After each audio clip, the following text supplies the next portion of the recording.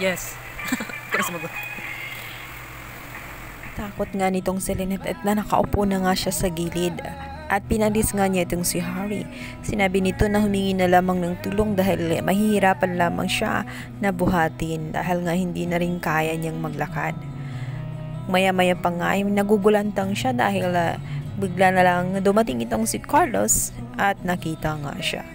Dito ay galit na galit si Carlos. Sinabi nito na wala nang paraan para makatakas siya.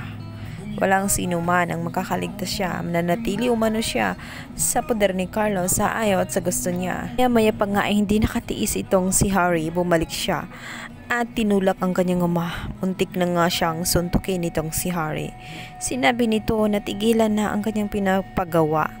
At hayaan naman ang kanyang tita Lynette. Hindi ba umano siya naawa kay tita Lynette? Sinabi ni Carlos na kung ano man ang binanggit ni Annalyn ay huwag umano siyang maniwala kahit kanino man.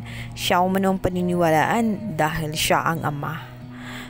Giit naman itong si Harry na hindi siya bulag, hindi porket ama siya ay magiging sunod-sunuran at magpapauto na lamang siya. Nakikita niya ang lahat at hindi siya bulag. Alam ni Harry na kahit sinabi ng lahat na guilty ang kanyang ama ay nagawa pa rin niya itong ipagtanggol sa lahat dahil sa mahal niya ito. Ngunit sa pagkakataong yun na deserve ni Harry na malaman ang katotohanan kung totoo ba talaga na pinatay niya itong si Irene. Sinabi ni Carlos ang katotohanan dahil wala na nga siyang choice kundi ilantad na nga sa kanyang anak dahil na corner na nga siya nitong si Harry. Sinabi nito na hindi niya gustong patayin itong si Irene. Tinakot umano siya at wala siyang option kundi patahimikin ng tuluyan. Sinabi ni Harry na hindi maganda ang kanyang ginawa. Pumatay pa rin siya ng tao. Sinabi ni Harry na kung ganun ang nangyari, dapat hinarap niya ang mga kapulisan.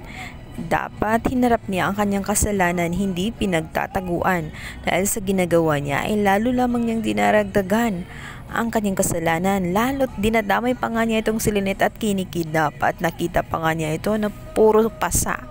Bakit ayaw na lang umanong palayain itong si Lynette? Sinabi ni Carlos na mahal niya si Lynette at ayaw niyang pakawalan. Ngunit hindi na maganda ang kanyang ginagawa dahil ang taong nagmamahal ay hindi na nananakit ang mga minamahal. Dapat ito'y nagpoprotekta. Nagtatalo na nga ang mag-ama. Sinabi nito na kung ano naman ang kanyang kayang gawin sa oras na hindi niya sundin ang nais nitong si Harry, magsusumbong ba daw umano siya sa pulis. Maya pa nga ay darating itong mga tanod kasama nga nitong si Arman dahil nag-aalala. Isip kasi ni Arman na mayroong nangyayaring hindi maganda dahil nga itong si Carlos ay hinahanap nga ang kanyang anak. Dito nga ay lumabas itong si Harry. Akala naman natin ay maghingi na siya ng tulong dito sa mga tanod at dito kina Arman. Subalit sa kabila ng lahat ng ginawa ng kanyang ama ay hindi pa rin sinuplong ni Harry dahil naawa pa rin siya rito.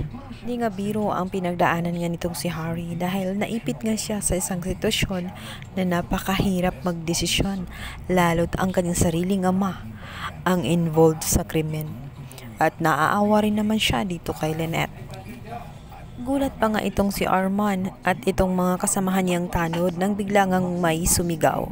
Subalit dahil na rin sa sinabi ni Carlos kay Arman na ang kanyang asawa ay baliw at kung minsan sinusumpong. Yun ang kwento niya sa mga tanod, sinusumpong lang umano itong si Ma'am Ganda kaya ito napasigaw. Dahil meron naman itong mental illness, bagay na nagsisinungaling lang itong si Carlos dahil sa loob sinasaktan na nga itong si Lynette at naghihingi na nga sana ng tulong. Ang kahantungan ni Lynette gayong nagbago ang isip ni Harry at hindi sinuplong ang kanyang ama.